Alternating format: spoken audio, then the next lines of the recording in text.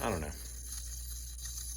Well, beyond the blue RC, hope you watch the video. Please like, subscribe, smash the notification bell. Keep on RC out there. It's a cool little helicopter. Just still a little bit of a handful to fly. The brushless upgrade does give me the power I need, especially with all this aluminum I got on there.